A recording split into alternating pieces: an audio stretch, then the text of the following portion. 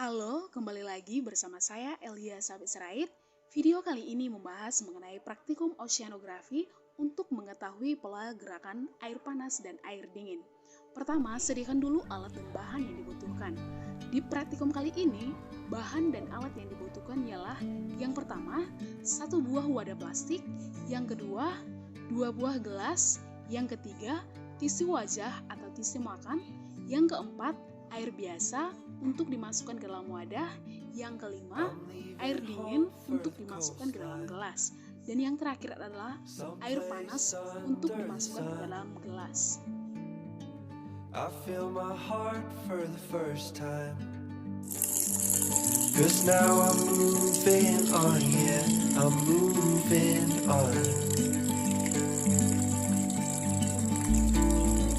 And there's a place that I've dreamed of, where I can free my mind. I hear the sounds of the season and lose all sense of time. I'm moving far away to a sunny place where it's just you and me. Feels like we're in a dream. You know what I mean. The summer air by the seaside, the way it fills our lungs,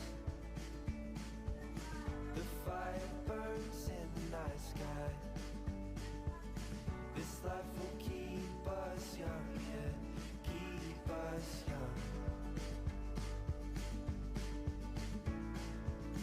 And we will sleep by the ocean. Our hearts will move with the tide,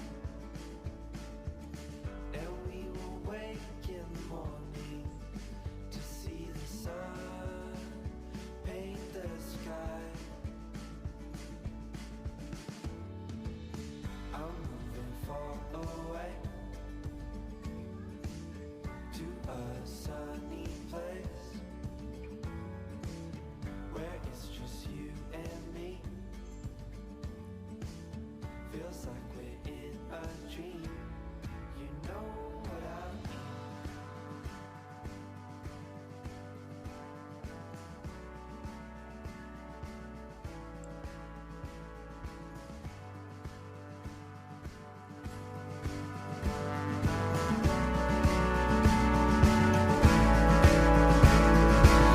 I'm moving far away. Berdasarkan praktikum yang telah kelompok kami laksanakan, bahwa tisu yang di dalam air panas lebih cepat bergerak dibanding tisu yang berada di dalam air dingin. Kenapa hal itu bisa terjadi ya?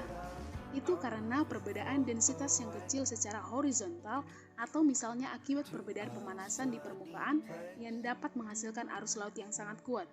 Densitas merupakan salah satu parameter terpenting dalam mempelajari dinamika laut. Oleh karena itu, penentuan densitas merupakan hal yang sangat penting dalam oceanografi. Sedangkan air dingin selalu lebih padat daripada air hangat. Perubahan kepadatan berjumlah sekitar 4/10 dari 1% antara mendekati titik beku dan 30 derajat Celcius atau 86 derajat Fahrenheit. Meski kecil, perbedaan itu memungkinkan air hangat mengapung di atas air dingin, sebuah fenomena yang terjadi di setiap hari di lautan dunia. Alasan air hangat kurang padat dibandingkan air dingin adalah karena panas itu sendiri. Air panas lebih berat daripada air dingin. Hal ini sesuai dengan persamaan massa energi oleh Albert Einstein yang kita kenal dengan E sama dengan mc2, di mana E adalah energi, M adalah massa, dan C2 adalah kecepatan cahaya. Air yang panas memiliki energi yang lebih tinggi untuk mencapai keseimbangan, maka massa air tersebut menurut persamaan Einstein juga akan menjadi lebih tinggi. Ketika panas diperkenalkan ke air atau dari sumber seperti matahari, molekulnya tereksitasi atau keadaan apapun dengan energi yang lebih besar dan keadaan dasar oleh energi. Mereka mulai bergerak lebih cepat, jadi ketika mereka bertemu satu sama lain, mereka terpental lebih jauh. Peningkatan ruang antara molekul yang bergerak cepat menurunkan kerapatan. Air dingin memiliki kerapatan lebih besar daripada air panas karena molekul airnya lebih lamban, getaran dan gerakan lebih lambat dan kurang energik. Molekul lebih sedikit memantul dan berdesak-desakan, jadi lebih banyak yang bisa muat bersama di ruang yang lebih kecil. Karena mereka dikemas bersama lebih rapat, kerapatan air lebih besar. Jadi, mengenai arus laut, massa air hangat naik di atas air dingin di lautan dunia. Mengingat arus air tropis yang hangat dialirkan ke kutub dalam gerakan seperti ban berjalan dengan air dingin di bawahnya. Pembagian suhu disebut termoklim. Contohnya ialah arus teluk adalah contoh dari fenomena ini. Dan siklus membawa air tropis yang hangat ke atas juga mempengaruhi iklim di wilayah geografi yang luas. London misalnya tidak sedingin Calgary, meskipun garis lintangnya sama, karena diuntungkan oleh Gulf Stream. Air laut tidak selalu bergerak dengan damai.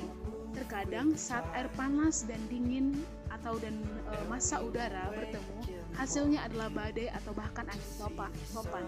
Sehingga itulah yang menyebabkan lembabnya tisu bergerak di air dingin dibanding tisu yang ada di dalam air panas.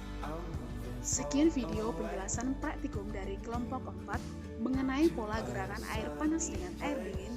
Semoga bermanfaat. Jika ada perkataan yang salah mulai awal video sampai akhir video, kami minta maaf. Terima kasih.